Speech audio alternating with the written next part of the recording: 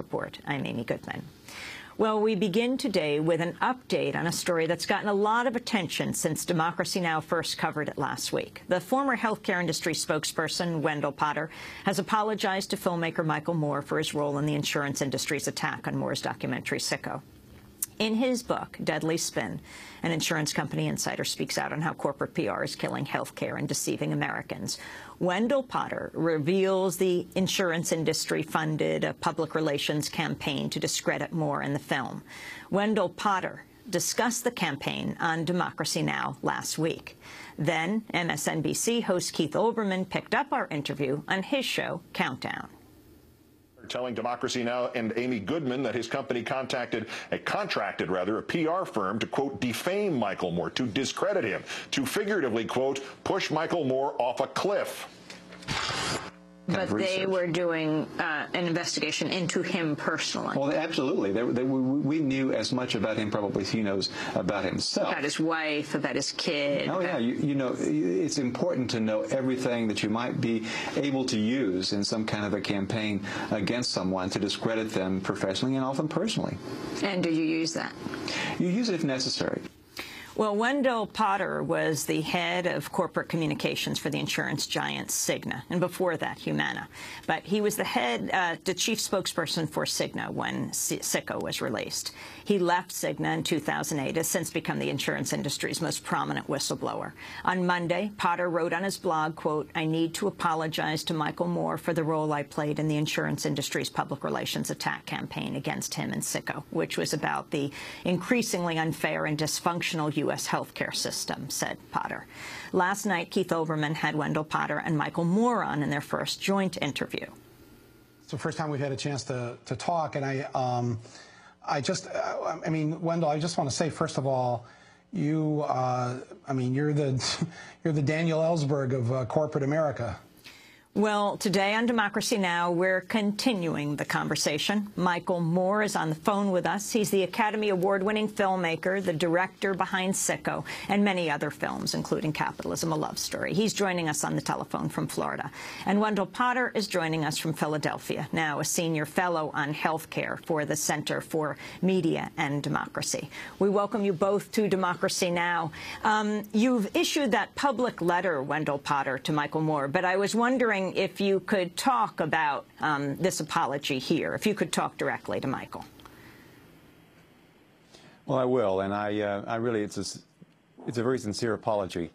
I'm getting some feedback here, but it's okay, we don't hear it, so you can just talk.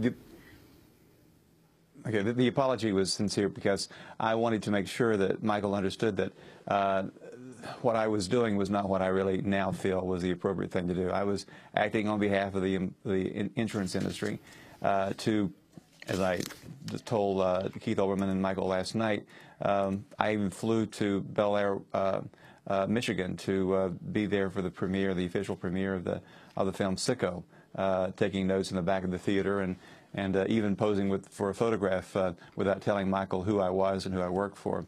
And I know, after having seen that movie actually more than once, that Michael Moore took very great care to make sure that it was an accurate portrayal of the U.S. healthcare system and also systems abroad that do a much better job of caring for their citizens, making sure that every person in the countries abroad that are developed countries have access to quality health care. We now have more than 51 million people who don't have care or access to care because they're uninsured, but even almost a worse problem to a large extent is the fact that a lot of people do have insurance. They're paying premiums to insurance companies every month, and they're finding out when it's too late that the insurance is often either inadequate or they're told by an insurance company bureaucrat that what they need is not going to be a covered benefit. Mm. We have that photo here of you and your son, Alex, Wendell, getting your picture taken with Michael Moore when Sicko came out. Where was this? That was at I think the Bel Air Bar and Grill, which is across the street from the theater. It was just before the official first screening of the movie in the U.S. In a little town where Michael and his wife have a home or had a home. And I had flown to Detroit, rented a car, and drove up there. Alex went with me. He's always been a movie buff and a big fan of Michael Moore's, and I wanted him to go to experience this. And I frankly had seen the movie a few days before in Sacramento. That was the unofficial first screening in the U.S. at an event sponsored at least partly by the California Nurses Association.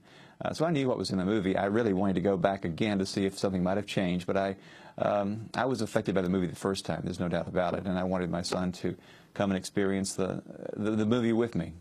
So, Michael Moore, do you remember that moment in Michigan when this man and his son came up to you, which I'm sure for you happens thousands of times, to get their picture taken, and Alex got the poster signed? Hi, Amy, and good morning, Wendell. And again, Wendell, I wanted to say just how much I appreciate your bravery in coming forward and the things you've said and done. This incredible, wonderful book that you've written, and I, of course, accept your apology. And I think we both know this is much larger than what was done to me or the movie, because as you say in the first sentence of your book, there are 45,000 people in America every year that die for the simple fact that they don't have health insurance, and that you were one of the people that helped to make those deaths happen. It's a very powerful opening of this incredible book. But Amy, to answer your question, I just saw this photo for the first time yesterday when Wendell posted it, and remarkably enough, even though I've seen Wendell on television here over the last year, and his testimony in front of Congress and the good work that he's been doing. When I actually saw the photo yesterday, I did have a memory of it, and you're right. I've had my picture taken a few times in the last 3 years. So normally that wouldn't stand out. But what struck me yesterday, and what sort of triggered the memory, was that you have to understand the screening that was taking place. I decided to have this very first screening of the film after I got back from the Cannes Film Festival in this little village, and it's a very, very small, tiny, not even one stoplight, one blinking light, little tiny town that has probably less than 1,000 people in it, and so everybody knows everybody, and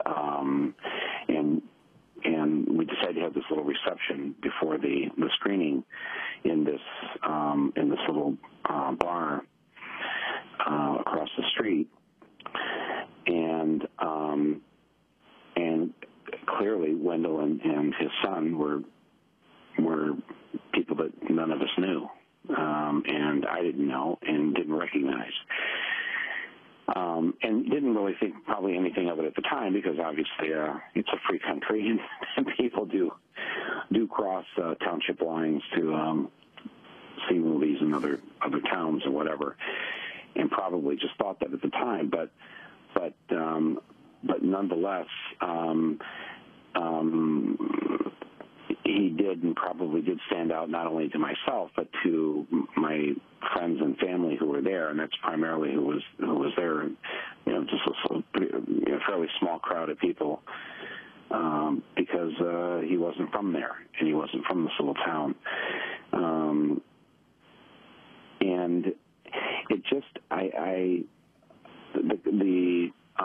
the amount of effort it would take when he says that when he flew into Detroit and got in a car.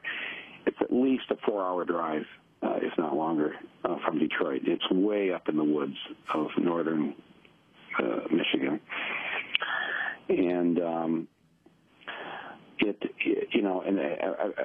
only talking to Wendell for the second time in my life here. Actually, the third now, counting the photo that was taken there at the premiere. But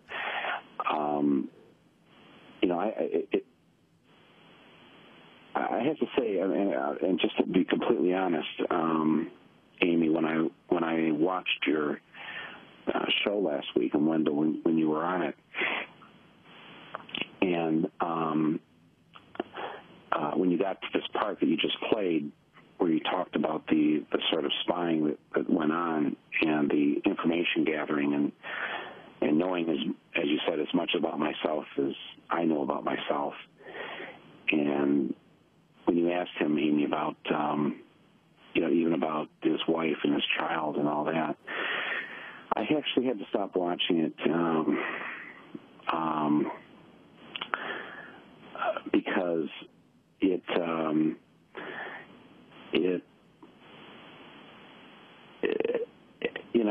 I do what I do because I think it's the right thing to do, and I've spent most of my adult life doing what I do. I've also seen the impact that this has had on my family and those close to me because of the enormous amount of attack that I have gone through since Roger and me, that started with an intense disinformation campaign by General Motors at that time, saying many of the same things that Wendell and his group said about me when Sicko came out. And while much of the language that's used against me, both from the PR group that the insurance companies hired to the henchmen from General Motors 21 years ago, much of that language and much of that attack is focused around that this guy, Michael Moore, hates America. He hates your way of life. He wants to ruin your way of life.